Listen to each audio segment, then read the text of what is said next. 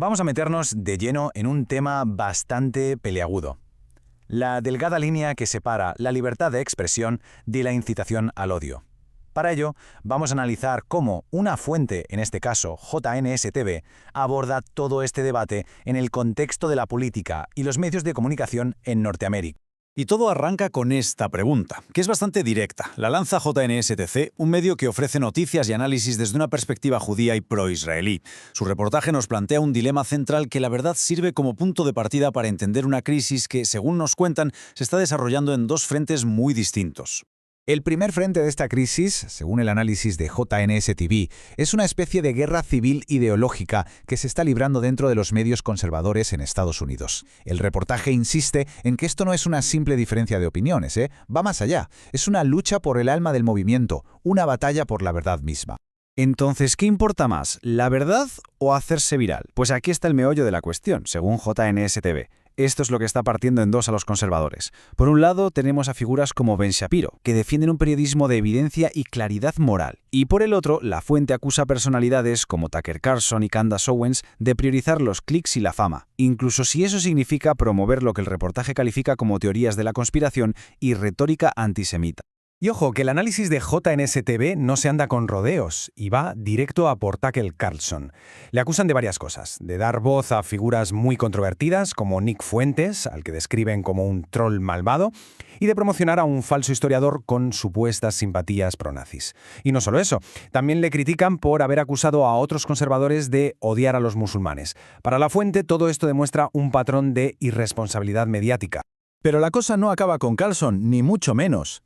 Según JNS-TV, cuando Candace Owens fue criticada, su respuesta fue promocionar El judío talmúdico, un libro del siglo XIX que, está considerado una de las obras antisemitas más infames de la historia. Está lleno de citas inventadas y mentiras que luego usaron los nazis para justificar su ideología. La pregunta que deja en el aire la fuente es ¿por qué una figura pública promocionaría un texto tan tóxico? El reportaje presenta esta cita directa de Owens como prueba de que está promoviendo narrativas de odio. Piensan que somos animales, que tienen derecho a poseernos. Despierten ante estas personas. Son palabras durísimas que, según el análisis de JNS-TV, demuestran que Owens está, básicamente, resucitando viejos prejuicios para una nueva audiencia. Y a toda esta retórica, JNS-TV le pone una etiqueta, la ideología de una perdedora. ¿Qué significa esto exactamente? Pues, según la fuente, es esa forma de pensar que culpa a otros de los propios fracasos. En este caso concreto, se acusa a Owens de decirle a su público algo como «Si no estás donde quieres estar, la culpa es de los judíos». La fuente advierte que este tipo de mensajes es un veneno que puede destruir no solo al movimiento conservador, sino al país entero desde dentro. Vale, vamos a cambiar de escenario, pero no de tema, porque están muy conectados. La fuente argumenta que esta guerra ideológica en Estados Unidos no se queda en la frontera, no.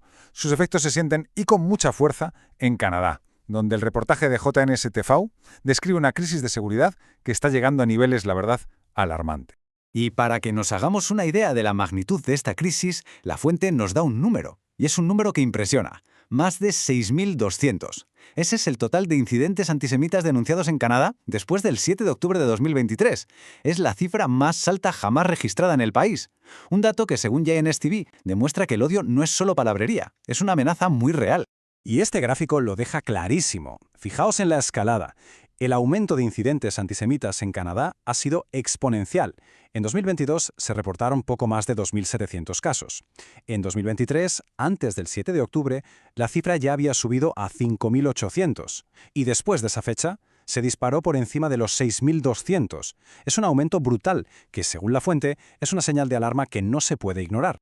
Pero los números no lo cuentan todo. La fuente también detalla una serie de incidentes violentos que, según argumenta, demuestran que Canadá se ha convertido en una especie de refugio seguro para redes extremistas. Hablamos de un complot de secuestro vinculado a ISIS, de ataques con bombas incendiarias y tiroteos en escuelas y sinagogas judías. JNS-TV nos pinta un panorama bastante desolador de la seguridad en el país. Y para profundizar un poco más en lo que pasa en Canadá, la fuente entrevista a alguien con una perspectiva, digamos, privilegiada, Goldie Gramary, una exmiembro del Parlamento canadiense que nació en Irán. Su visión es única porque, según el reportaje, conoce de primera mano tanto la política canadiense como la influencia de regímenes extranjeros allí. Y lo que dice Gramary es, es una acusación muy seria. Afirma que las manifestaciones pro-Hamas que se vieron en Canadá no fueron espontáneas, sino una operación coordinada y financiada por grupos vinculados al terrorismo.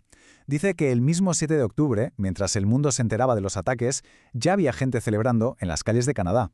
¿Coincidencia? Gramari cree que no, para nada. Pero, ¿por qué el gobierno canadiense no actúa? Gramari describe lo que llama un ciclo de inacción, que en su opinión lo explica todo.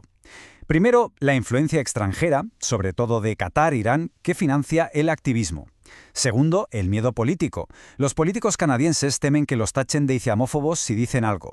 Y tercero, claro, la inacción del gobierno. Un círculo vicioso que, según ella, pone en riesgo la seguridad de todo. Así que la solución que propone Gramari es drástica. Tolerancia cero. Dice, si eres parte del IRGC o los apoyas, eres un traidor a Canadá y deberías ser deportado. Una propuesta muy controvertida, desde luego, que plantea un debate de fondo. ¿Hasta dónde se puede limitar la libertad de expresión en nombre de la seguridad nacional? Y ya para ir terminando, la fuente intenta conectar todos estos puntos. Nos lleva desde Norteamérica a otros eventos globales para ver si todo esto son casos aislados o si hay un patrón más grande detrás. Nos presenta 3 noticias de la semana, clasificadas como lo bueno, lo malo y lo feo.